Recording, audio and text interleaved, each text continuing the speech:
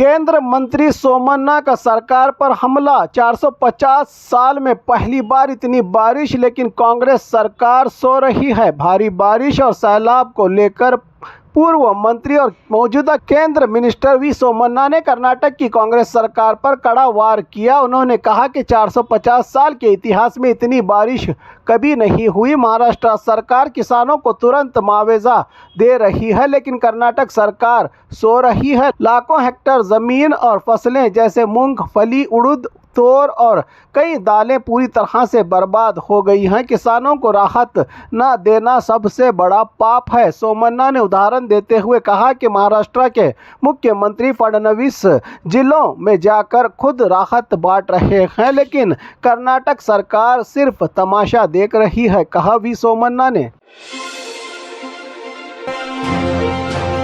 भारी बारिश से बड़ा नुकसान, सीएम ने दिया राहत का भरोसा। कल्याण कर्नाटका और उत्तर कर्नाटका के बीजापुर, गुलबर्गा, यादगीर और बीदर जिलों में सितंबर के महीने से जारी भारी बारिश और सैलाब से लाखों हेक्टेयर फसलें बर्बाद हो गई हैं। भीमा नदी में महाराष्ट्र की बारिश के कारण पानी बढ़ने से नदी किनारे रहे ज्यादातर गांव डूब गए हैं। मुख्यमंत्री सिद्धरामैया ने कल हेलीकॉप्टर के जरिए हवाई सर्वे किया और अधिकारियों के साथ बैठक के बाद प्रेस कॉन्फ्रेंस में राहत का भरोसा दिया। किसानों को सूखी जमीन के लिए 8,000 रुपये प्रति हेक्टेयर तो नेरावरी जमीन पर 17,000 रुपये प्रति हेक्टेयर, हाथ आई फसलें बर्बाद होने वाले किसानों को 22,500 रुपये प्रति हेक्टेयर मदद का भरोसा दिया है। राज्य के सीएम सिद्धरामैया ने राज्य सरकार एनडीआरएफ के तहत और ज्यादा मदद और राहत के रूप में कुल 2,000 करोड़ रुपयों से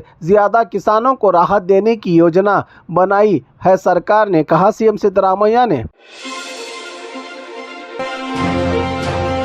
बिल्डिंग कंस्ट्रक्शन के दौरान मिट्टी गिरने से 2 मजदूरों की मौत, एक गंभीर रूप से घायल। बेंगलुरु के मड़ीवाल सिद्धार्थ कॉलोनी में एक कमर्शियल बिल्डिंग निर्माण का काम चल रहा है। उसी जगह पर एक भयानक हादसा। पिलर बनाने के लिए जमीन खोदते समय लगभग 20 फीट गहरी मिट्टी अचानक गिर गई। मजदूरों पर 33 साल के लाल मदन और 30 साल के रजाउद्दीन झारखंड के रहने वाले इन मजदूरों की मौत हो गई है, तो वहीं एक और मजदूर सैफुल्ला की हालत गंभीर बताई जा रही है, जिसको निजी हॉस्पिटल में भर्ती कर इलाज किया जा रहा है। पुलिस ने मौके पर पहुंचकर जांच शुरू कर दी है। दूसरे मजदूर जो मिट्टी के मलबे में दबे थे, उन्हें बचा लिया गया है। पुलिस के अनुसार सुरक्षा के इंतजाम न होने के कारण ये बड़ा हादसा हुआ है। फेसबुक दोस्त ने किया महिला को ब्लैकमेल, आरोपी की तलाश। बेंगलुरु के कामाक्षी पालिया पुलिस थाना इलाके में एक ब्लैकमेलिंग का मामला सामने आया है। आरोपी गिरी, जिसे शूट गिरी भी कहा जाता है, पीड़ित महिला जिसके प्राइवेट फोटो का इस्तेमाल करके आरोपी ने 8 लाख रुपयों से ज्यादा महिला से रुपये हासिल किए थे। हैरानी की बात, जब महिला ने पैसा वापस मांगा तो आरोपी ने उसे धमकाया और डराने लगा। पुलिस कार्रवाई, आरोपी गिरी और उसके साथी स्वरूप की तलाश और गिरफ्तारी के लिए जांच शुरू कर दी है। पुलिस ने फेसबुक पर बनाए गए संबंधों में प्राइवेट जानकारी की सुरक्षा बेहद जरूरी है। पुलिस ने महिला की मदद से ब्लैकमेलिंग के मामले की तहकीकात शुरू कर दी है। मैसूर दशहरा, जंबू सवारी, ड्रोन शो और फाइटर जेट का शानदार प्रदर्शन। मैसूर दशहरा 2025 शहर में बहुत ही धूमधाम से मनाया जा रहा है। इस मौके पर जनता के लिए जंबू सवारी, ड्रोन शो और फाइटर जेट की हवाई प्रदर्शन हुए। जंबू सवारी हाथियों ने खास ट्रेनिंग के बाद शानदार प्रदर्शन किया। ड्रोन शो 3000 ड्रोन से हाथी का आकार बनाकर गिनीज वर्ल्ड रिकॉर्ड बनाया गया है। इस बार फाइटर जेट प्रदर्शन 9 फाइटर जेट्स ने आसमान में करतब दिखाए। शहर की सजावट 136 किलोमीटर में सड़कों और मेन चौराहों को रोशनी और आर्ट वर्क से सजाया गया।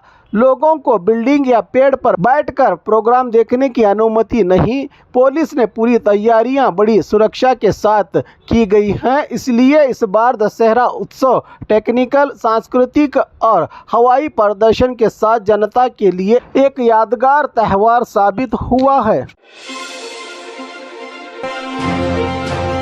मुफ्त राशन के चावल की दुकान में बड़ी धोखाधड़ी। बेंगलुरु उत्तरी क्षेत्र शिवानंद नगर राज्य और केंद्र सरकार गरीबों के लिए मुफ्त चावल राशन दुकान के जरिए देती है गरीबों को, लेकिन शिवानंद नगर में कुछ दुकानदार इसका गलत फायदा उठा रहे हैं। दुकानदार मुफ्त चावल देने के लिए लोगों से 200 से 250 रुपये या कोई और चीज़ लेने का दबाव डाल रहे हैं, जिससे गरीब लोग ज़रूरतमंद बिना रुपयों के इन्हें चावल नहीं मिल पा रहा है। स्थानीय लोग कह रहे हैं कि ये गलत और उनके साथ नाइंसाफ़ी हो रही है। फूड विभाग के अधिकारियों को दुकान की निगरानी करनी चाहिए और आरोपियों के खिलाफ सख्त कार्रवाई होनी चाहिए, वरना ज़रूरतमंद और गरीब इसी तरह लूटे जाएंगे इन लालची दुकानदारों के हाथों, कह रहे हैं यहाँ के लोग, जिसका वीडियो सोशल मीडिया पर हो रहा है खूब वायरल।